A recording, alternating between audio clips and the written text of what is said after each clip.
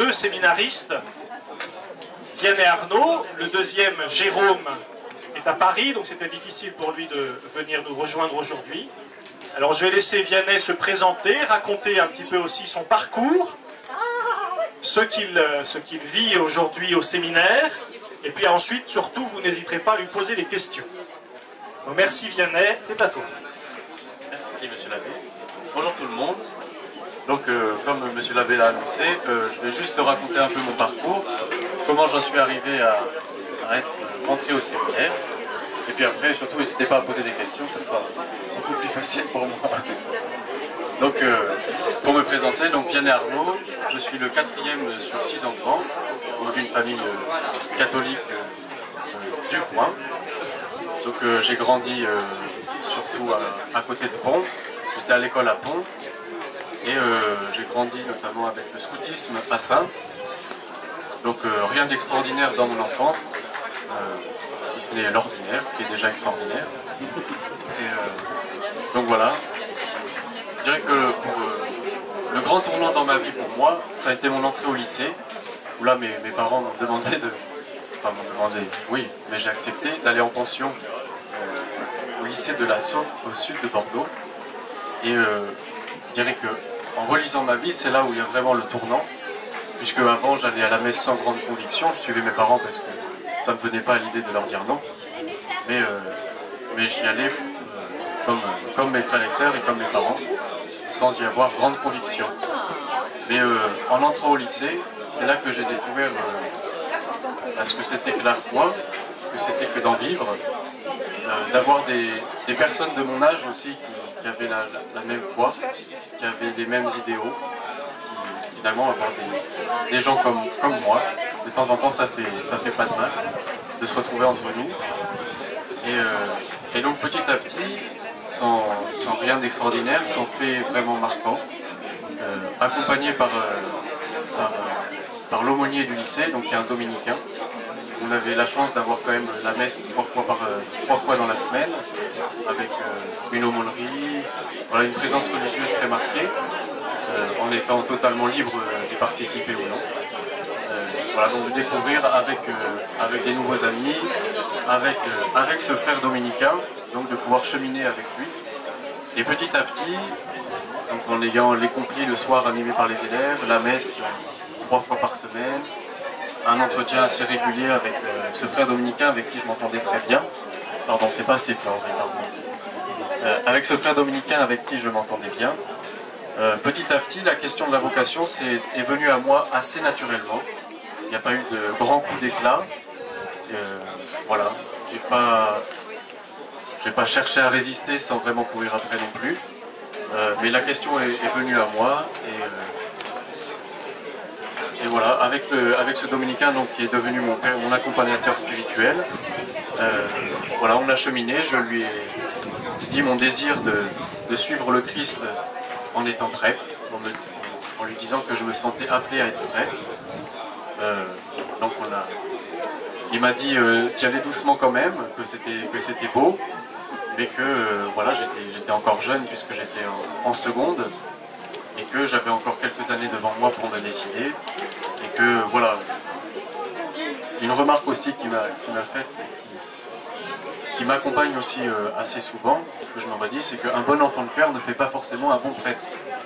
Puisque comme j'étais attiré par le sacerdoce, par la célébration de la messe, voilà, par le service de l'autel, voilà, il m'a dit attention, c'est pas parce que tu aimes servir la messe que tu veux être prêtre. Donc voilà, donc pendant 4 ans j'ai cheminé avec lui, il y a eu des hauts, il y a eu des bas, il y en a toujours aussi, mais grâce à Dieu il y a plus de hauts que de bas. Et donc voilà, donc j'avais ce désir d'être prêtre. Il se trouve qu'à la fin de mon lycée, moi je voulais rentrer au séminaire tout de suite. Je voyais pas pourquoi il fallait attendre.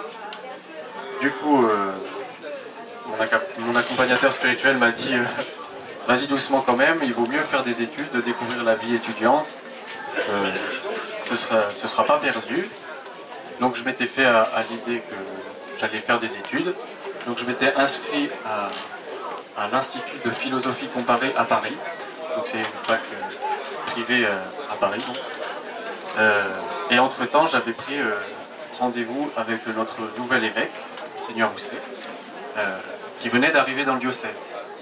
Donc à ce moment-là, il m'avait proposé de faire une année de discernement à Paray-le-Monial, invitation que j'ai déclinée puisque j'étais déjà inscrit à l'IPC et que je voulais aller là-bas. On m'avait vanté cette faculté, j'avais déjà plusieurs amis qui étaient là-bas, et il me semblait que dans mon parcours, faire de la philosophie, ce n'est pas perdu. Donc j'avançais comme ça petit à petit vers le séminaire, enfin, en ayant toujours cette idée, et en faisant autre chose. Donc je suis parti 1 an à Paris. Voilà, l'année s'est passée, c'était une année très fructueuse, tant au niveau intellectuel que amitié aussi. J'ai découvert la capitale, avec ses joies et ses difficultés. La vie étudiante, voilà, se retrouver seul dans une grande ville. Bon, j'avais la chance d'habiter chez ma marraine, mais tout en étant indépendant. Donc j'avais pas toutes les difficultés que pouvaient avoir les étudiants en arrivant à Paris. Donc l'année s'est passée, c'était assez dur de suivre le rythme de philosophie de cette faculté. Même si j'étais très heureux, que j'ai appris beaucoup de choses, je ne me sentais pas capable de faire la deuxième année, d'autant qu'on m'avait dit que la deuxième année était beaucoup plus dure que la première. Alors comme la première année, je l'avais juste, j'étais juste reçu, j'ai préféré arrêter, et comme j'ai décidé un peu vers la fin de l'année, je me suis inscrit à la faculté d'histoire de Bordeaux. Je suis retourné à Bordeaux. J'ai plutôt fait la fac d'histoire parce qu'il fallait que je fasse quelque chose, mais c'était sans grande conviction. J'aime bien l'histoire, mais bon, j'ai pas trouvé ce que j'attendais dans la faculté d'histoire. Bon, alors je me dépêche. Donc pour faire vite, j'étais logé chez les Dominicains, donc j'ai retrouvé mon accompagnateur spirituel avec qui je cheminais cette année. J'ai eu 3 mois de cours et le reste de l'année en grève, donc j'ai pas...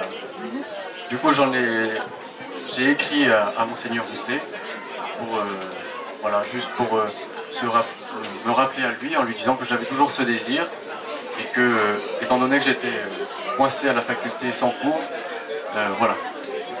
Donc Monseigneur Rousset m'a reproposé une année de fondation spirituelle, de discernement, cette fois à Paris. Et nouveauté aussi, j'étais pas tout seul, on était 2. Donc ce qui est aussi motivant, ce qui est aussi encourageant de voir qu'on est 2 pour un diocèse, de rentrer en même temps. Si, c'est bon. Pour faire vite, cette année, je remercie encore Monseigneur Rousset de m'y avoir envoyé. Je remercie aussi le supérieur, parce que ça a été vraiment une année fondatrice pour moi, où vraiment je me suis remis devant Dieu. Voilà, avec ce que j'étais, et pouvoir discerner librement si oui ou non j'étais appelé, voilà, discerner moi-même et que l'Église puisse discerner aussi à travers ses prêtres et le supérieur. Et donc à la fin de cette année, j'ai demandé de rentrer au séminaire pour le diocèse de La Rochelle et Saintes, et j'ai eu l'avis favorable du Conseil des Pères et du supérieur, et donc j'ai été envoyé au séminaire de Bordeaux. Donc là ça fait 2 ans. Je suis en formation à Bordeaux et je termine cette année dans 3 semaines, après les examens. Donc voilà. Donc si vous voulez passer aux questions, je pense que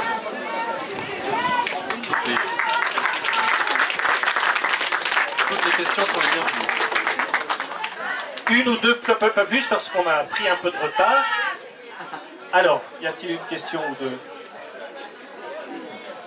De toute manière, Vianney sera présent au stand à côté, donc vous pourrez aussi le rencontrer. Je vous invite aussi à y passer. Ça va pour le moment? Bon, merci à Vianney. Portez-le dans votre prière.